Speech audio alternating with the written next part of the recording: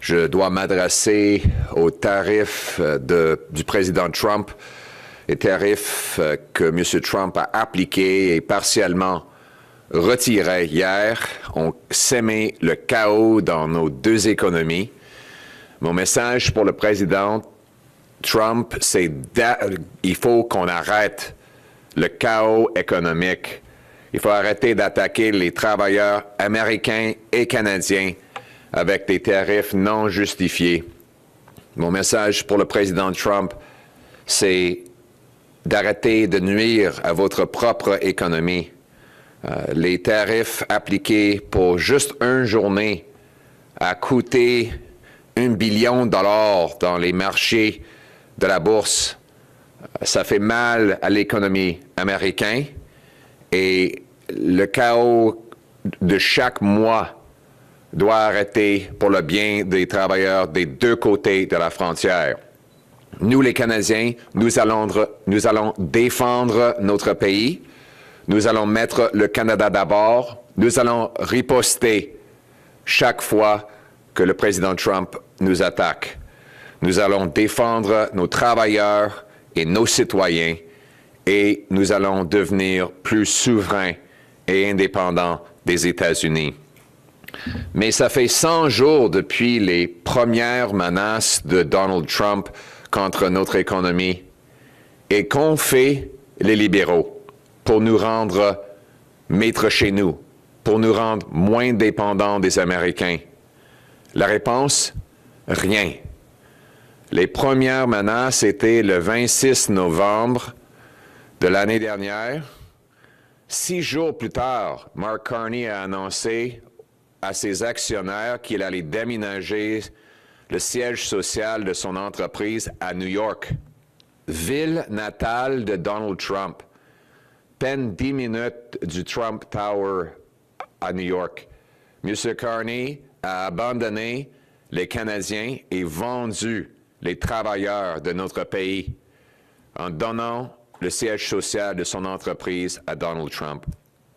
Il va aussi le faire, il va faire exactement la même chose s'il est premier ministre et il est en mesure de négocier avec le président Trump. Qu'a fait le gouvernement libéral? Rien. Ils n'ont pas annulé la loi C-69 qui empêche la construction d'oléoducs et de pipelines à travers le Canada, qui empêche nos mines des usines de gaz naturel comme GNL Québec. Ils n'ont pas renversé les hausses de taxes et d'impôts qui tuent les emplois et qui ont expulsé un demi-billion de dollars vers les États-Unis. Ils n'ont rien fait pour défendre notre économie et nous rendre plus autonomes et maîtres chez nous. C'est ce dont on a besoin. Il faut rétablir la promesse du Canada. Oui, les Américains ont leur rêve américain. Nous avons la promesse du Canada qui est encore mieux. C'est la promesse que peu importe vos origines, si vous travaillez fort, vous pouvez gagner un grand chèque de paie qui achète une belle maison dans un quartier sécuritaire protégé par des troupes canadiennes sous notre fier drapeau. C'est la promesse que le pays a fait à moi, c'est la promesse que le pays a fait à ma femme Anna. Et c'est la raison pour laquelle je suis entré en politique, c'est pour rétablir cette belle promesse de notre pays. On va le faire, on va nous rendre plus indépendants, on va adopter une grande réduction dans les taxes et les impôts, et on va permettre des pipelines, des usines de gaz naturel, des plus grands ports pour exporter aux pays outre-mer et non pas juste aux États-Unis. On va inciter des municipalités d'accélérer la construction de logements. On va réduire les taxes et les impôts sur la construction de logements, sur le travail, sur l'énergie et sur l'investissement pour ramener l'argent ici et pour devenir un pays vraiment souverain. Ça nous permettrait de faire face au président Trump et défendre les Canadiens et les Canadiennes. C'est ça la discussion. Comment peut-on mettre le Canada d'abord? Ça prend un premier ministre qui travaille pour vous. Mais pour qui vraiment est-ce que le premier ministre travaille? Vous payez son salaire, il dépense votre argent, il contrôle vos frontières, vos droits pénals et votre armée. Il prend des décisions de vie et de mort. Et si il avait des intérêts financiers de plusieurs millions de dollars qui vont à l'encontre des intérêts de votre famille, et s'il profitait des informations privilégiées et de son pouvoir à vos dépens, mais dans ce cas, il ne travaille pas pour vous, il travaille contre vous. C'est ce qu'on appelle un conflit d'intérêts. C'est pour ça qu'on a une loi au Canada qui oblige les politiciens de divulguer tous leurs actifs et à vendre ceux qui les placent en conflit. Vous connaissez peut-être cette loi, c'est la loi sur les conflits d'intérêts. Parce que Justin Trudeau a été condamné à 2 reprises d'avoir enfreint cette loi. Mais le conseiller économique de Justin Trudeau, Mark Carney, a trouvé un échappatoire qui pourrait lui permettre d'acquérir du pouvoir tout en cachant et en détenant des millions de dollars d'intérêts contraires à vous et à notre pays. Voici comment. Les règles de la loi sur les conflits d'intérêts ne s'appliquent pas aux candidats à la direction d'un parti. Il n'est pas donc tenu de divulguer des millions de dollars qu'il détient. Si M. Carney gagne la direction du Parti libéral, il devient premier ministre, parce que les libéraux sont au pouvoir, mais il n'est toujours pas tenu de divulguer ses finances. Seulement 60 jours après ça, il doit finalement soumettre un rapport confidentiel au commissaire de l'éthique, et c'est 120 jours après ça que ce rapport deviendra public. Donc, il pourrait être premier ministre pour 4 mois avant même de divulguer son rapport des finances au public. Encore pire, il peut mettre ses finances dans une fiduciaire qui est aveugle au public. Il peut suggérer subtilement aux personnes qui gèrent cette fiducie de ne pas vendre ses actifs actuels. Donc, il pourrait être au courant, effectivement, qu'il est investi dans les mêmes actifs qu'auparavant et il peut agir pour ces actifs contre les intérêts de notre pays. Ça veut dire qu'il pourrait prendre des décisions économiques, réglementaires, de sécurité nationale et de commerce international vitales tant que Premier ministre sans divulguer ses intérêts. Et tout ça pourrait arriver après une élection où les Canadiens sont totalement aveugles des conflits qui existent. Il faut être clair. La loi n'oblige pas M. Carney à cacher ses intérêts financiers. Il pourrait faire la chose honnête et responsable et divulguer tous ses intérêts maintenant pour permettre aux Canadiens de juger. Mais il décide de le garder caché. Il reste sournois. Voici les conséquences pour vous, monsieur et madame tout le monde.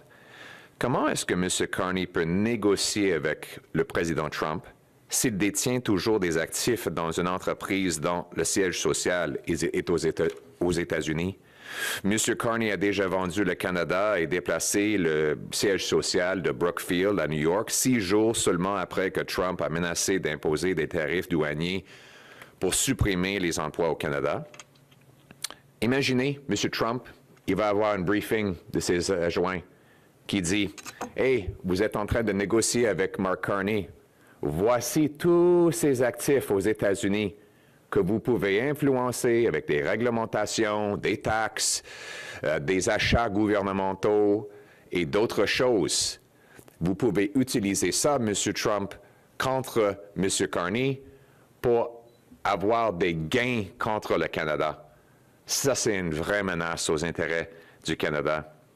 Comment est-ce que M. Carney pourrait réglementer les institutions financières pour qu'elles cessent d'arnaquer les petites entreprises, alors que l'une des entreprises de M. Carney est accusée de le faire maintenant.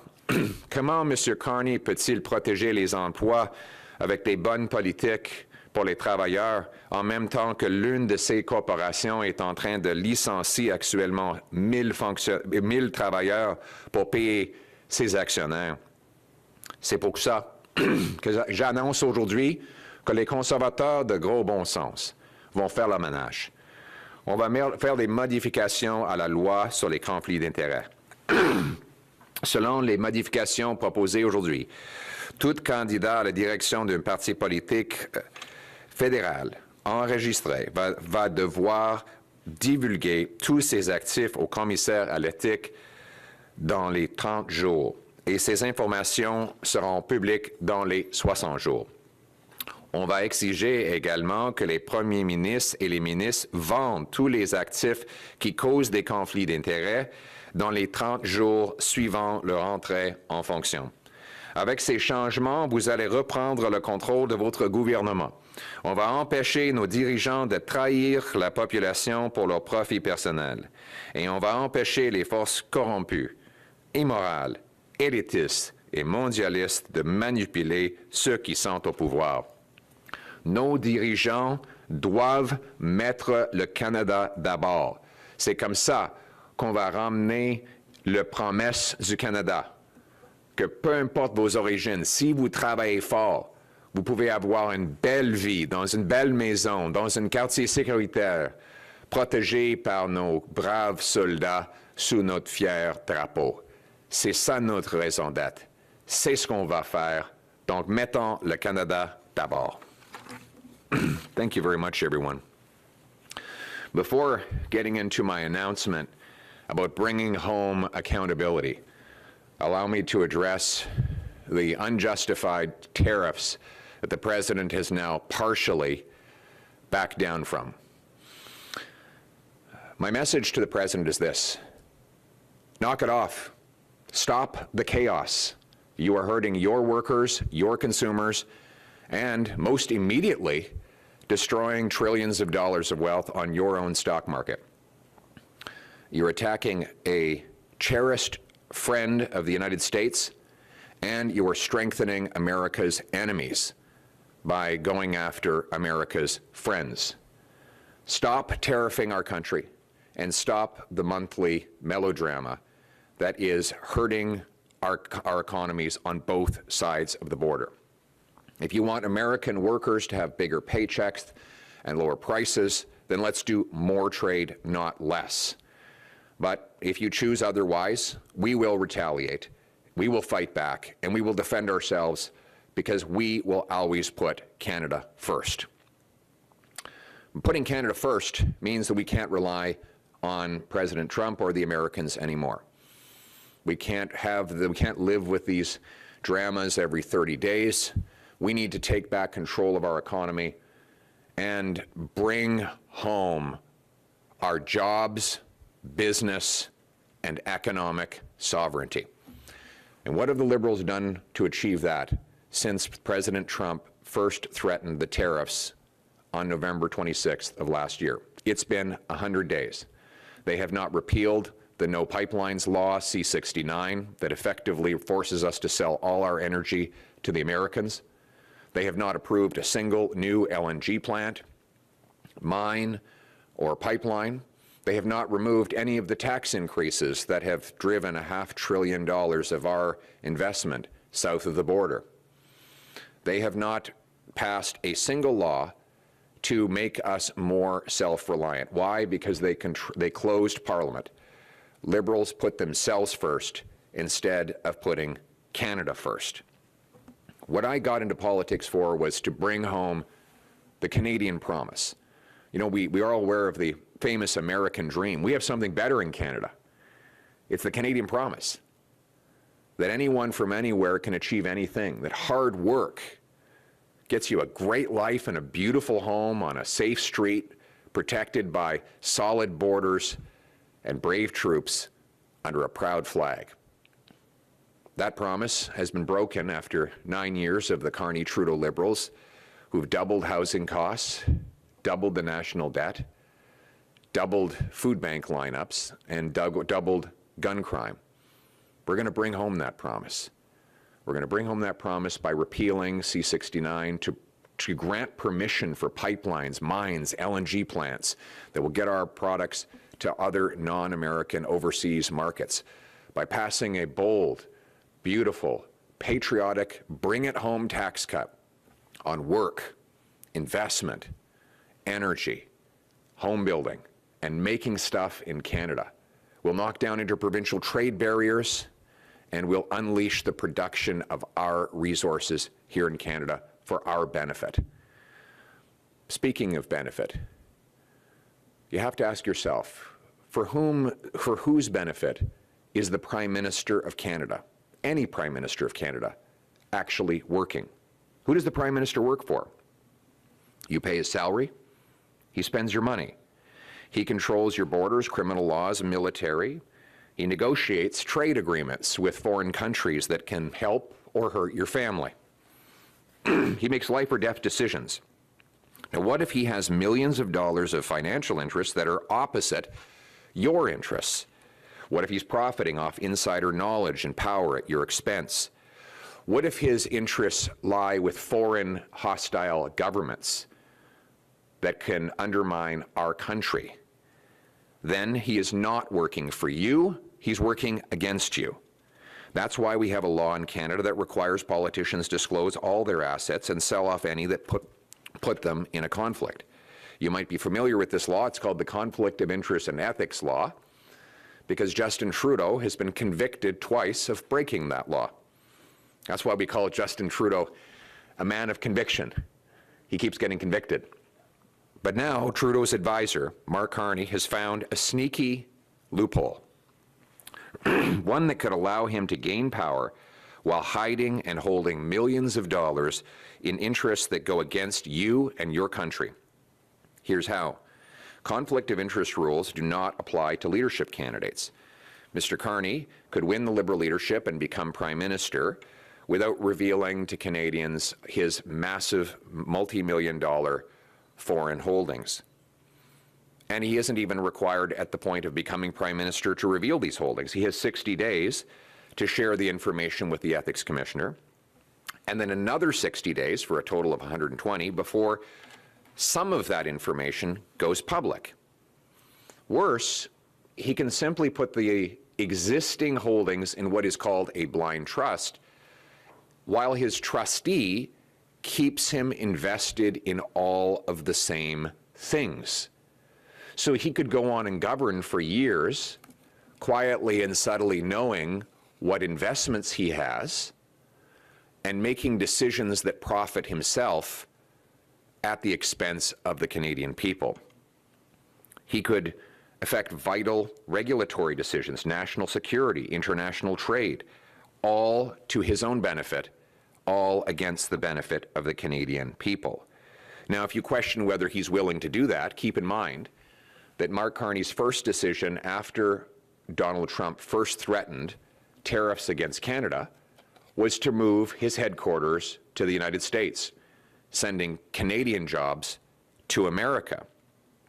So, what if he continues making decisions but now has all the power to make them with being Prime Minister of the country? Now, to be clear, there's nothing in the law that prevents Mr. Carney from doing the right thing today. He could voluntarily disclose to Canadians all of his holdings, and then people could judge for themselves. He could offer to sell them all so that he wouldn't be in a conflict of interest. But he's being sneaky. He continues to hide. What is he hiding in all of these finances? And how could he possibly negotiate with President Trump? You can be sure of one thing. President Trump believes in using leverage against his counterparty. He said so in his book. And his officials will come in with a briefing note. And that note will say, here are all Mark Carney's millions of dollars of financial holdings in the United States. And the president would then be able to use his massive regulatory, taxation, government buying, and other powers to manipulate Mark Carney against our country. You can be sure that President Trump will leverage all of Mark Carney's financial interests against Canada. And then Canadians would lose out again, just like they lost out when Carney sold out Canada and sent jobs to New York a few months ago. How could Mark Carney support Canadian energy if he's invested in foreign energy projects that compete with that energy? How could he regulate financial institutions to stop ripping off small businesses when one of his companies is accused of doing just that? How could he save jobs when one of his companies is presently laying off 1,000 workers to pay bigger bonuses to shareholders? That's why I'm announcing that common sense conservatives will bring home accountability by amending the Conflict of Interests and Ethics Act to require anyone who becomes a leadership candidate for a registered federal party to disclose all their holdings to the Ethics Commissioner within 30 days and publish them publicly within 60. We will also require prime ministers and ministers to sell off all holdings that put them within a conflict of interest within 30 days of taking power. That will put you back in charge of your government and bring home power to the people. It will ensure that our leaders work for you, not for greedy and corrupt interests. It will prevent our leaders from selling out our people for personal profit. And it will stop corrupt, immoral, elitist, and globalist forces from pulling the strings of the people in charge. Simply put, our leaders must put Canada first. They must work for you. And that is what I will do. We will restore the Canadian promise so that your hard work guarantees you a great life in a beautiful house, on a safe street, protected by solid borders and brave troops under a proud flag in Canada. Let's bring it home. Thank you. We will now take questions from the floor. Excuse me. Mr. Poilièvre, Nathaniel Dove, Global News. Hoping to get your reaction to the federal government's decision to not proceed or at least delay the counter tariffs, given President Trump's pause, and how you would interact with Mr. Trump, given how unpredictable he can be. We need to keep the counter tariffs in place until the president removes all tariffs forever for Canadians. We can't have half measures. We have to send a clear message to President Trump that if he wants a fight, then we will fight back. We will defend our people and our country. So the president must remove all tariffs on Canadians before we remove counter tariffs on the Americans. My message to President Trump is you've got two options. One, you can attack our economy and we will fight back. Your consumers will pay more, your workers will make less. Both our economies will weaken, leaving less money for border security and defense on both sides of the border, and our enemies will grow stronger. Or you can knock it off and get back to the best trading relationship the world has ever seen, so that both our workers make more, our consumers pay less, our economies have more money for national defense and border security. We can stand up to our real enemies on the other side of the oceans, and America and Canada as two separate countries will be stronger, safer, and better off. That is the choice with which I will present the U.S. President. But if he doesn't want to deal with Canada anymore, if he wants to attack our economy, then we must be prepared to be strong, sovereign, and stand on our own 2 feet. And that means repealing C-69, the No New Pipelines Law, rapidly approving LNG plants, pipelines, mines, and other projects. It means passing a big, bold, beautiful, bring-it-home tax cut on work, investment, energy, and home building. I call it bring it home because it's going to bring home that $500 billion the Liberals pushed south, and it will mean you bring home more of your paycheck. That is how we're going to take back control of our lives and bring home our business, jobs, and money. Merci beaucoup. Il faut garder en place les contre-tarifs jusqu'au moment que le président Trump mette fin de façon permanente aux tarifs qu'il a appliqués contre le Canada. Il ne faut pas avoir des demi-mesures. Il faut nous assurer que les tarifs américains sont éliminés pour le bien et pour toujours. Comment est-ce que je vais gérer M. Trump? C'est ça la question. Je vais lui présenter un choix. Ou bien, Monsieur le Président, vous attaquez notre économie, nous allons riposter, nos deux pays seront affaiblis, vos travailleurs gagneront moins, vos consommateurs paieront plus. Nous aurons, les deux pays, moins d'argent pour le militaire et pour nos frontières, et nos ennemis vont être plus forts. Ou bien, vous pouvez arrêter avec le chaos et on peut en fait faire plus de commerce. Ça permettrait plus de chèques de paie pour nos travailleurs des deux pays et ça nous permettrait d'avoir une économie assez forte pour élargir les militaires et fortifier nos frontières. C'est ça la meilleure façon de faire avancer nos deux intérêts. C'est ça le choix que je vais présenter au président Trump. Et aussi, on va ramener la production, on va ramener notre souveraineté ici au Canada parce qu'on ne peut pas dépendre de M. Trump. Il est imprévisible et il prend des décisions qui sont mauvaises pour son pays et le nôtre.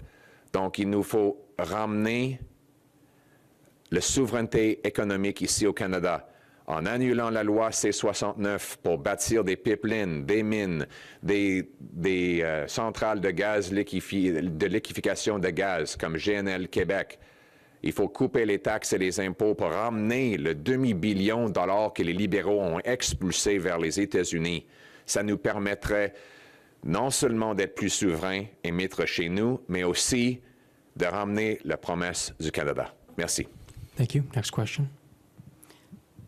Terry Newman, National Post. The House of Commons has been shut down by the behest of the Liberal Party.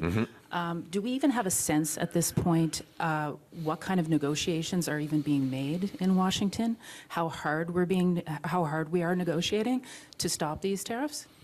I don't think we do. I mean, what we know is that since President Trump first threatened these tariffs almost exactly 100 days ago, the Liberals have done precisely nothing to make us more self-reliant.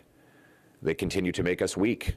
We have the anti-pipeline law, C-69, still in place, the carbon tax still in place, the threat of a capital gains tax increase on our investors still in place.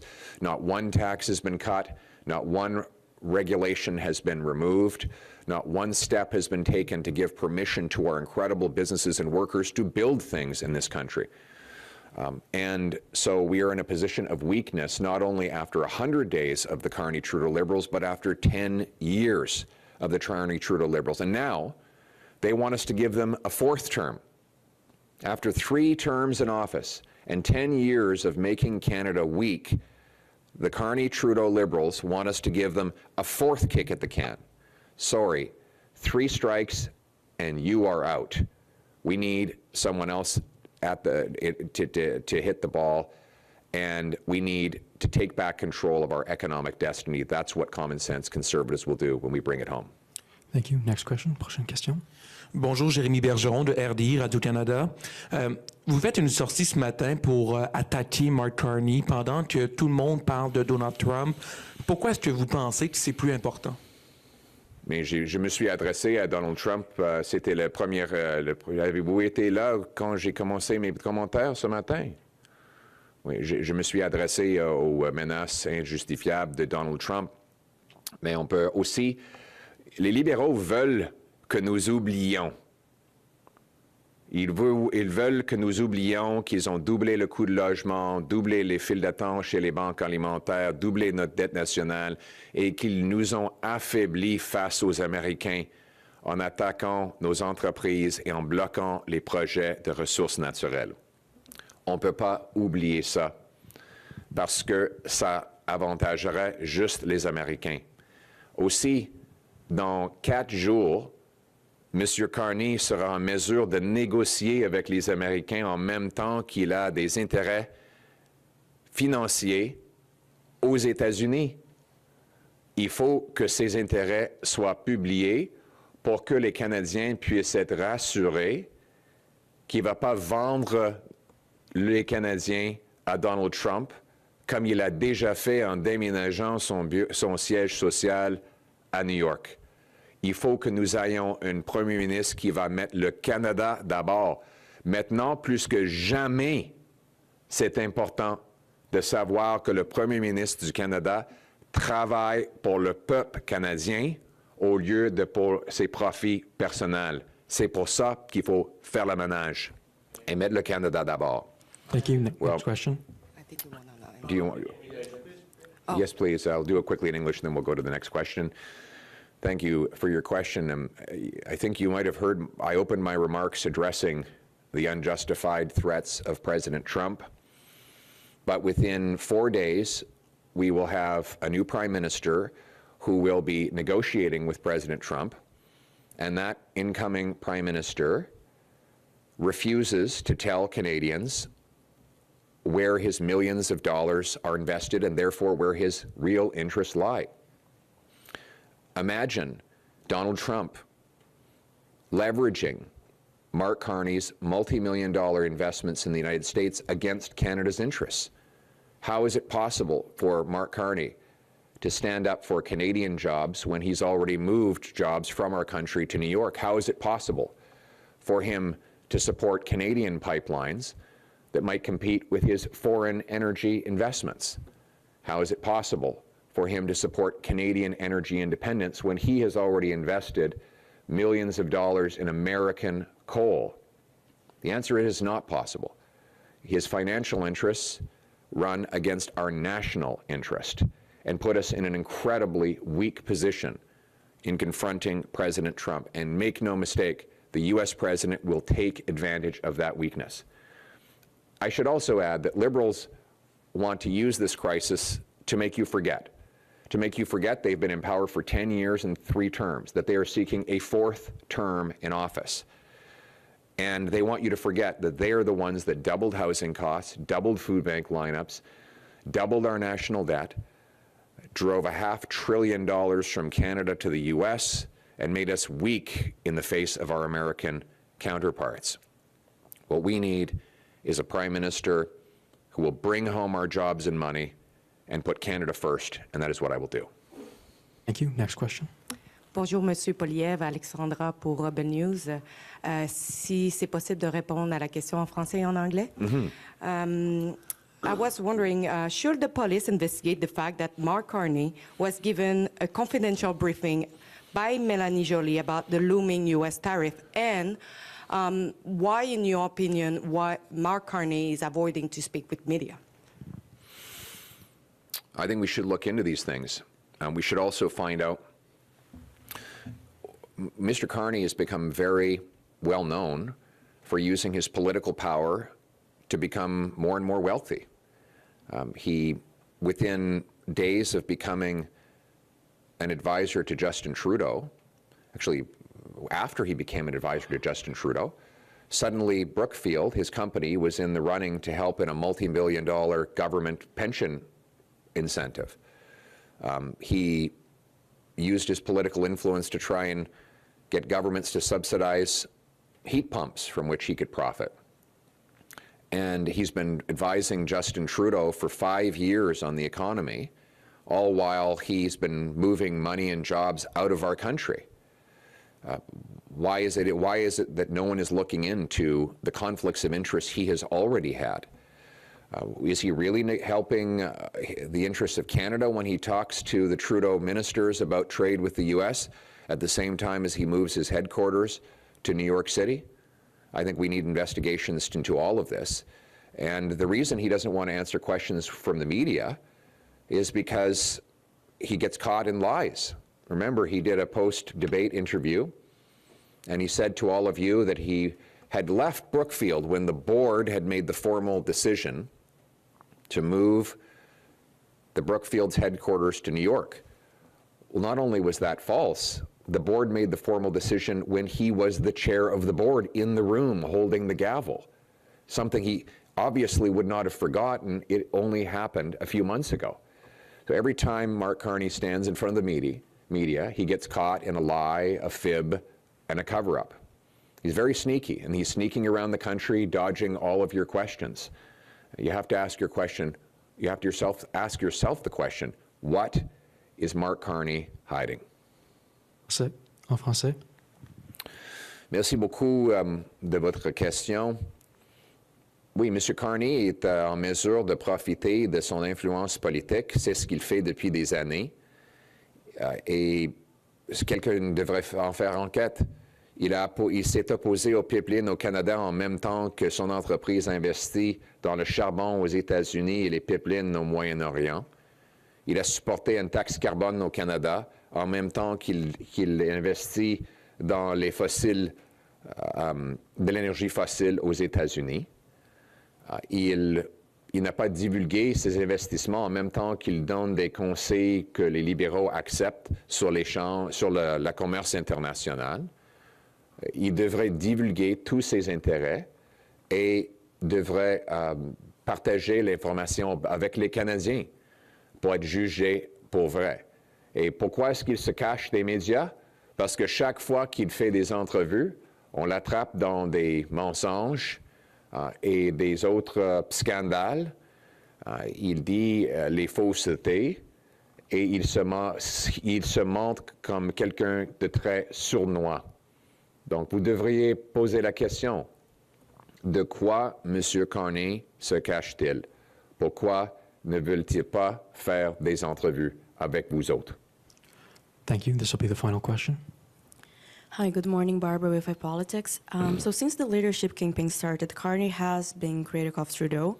He has been saying that he will scrap the carbon tax and even get the pipelines done.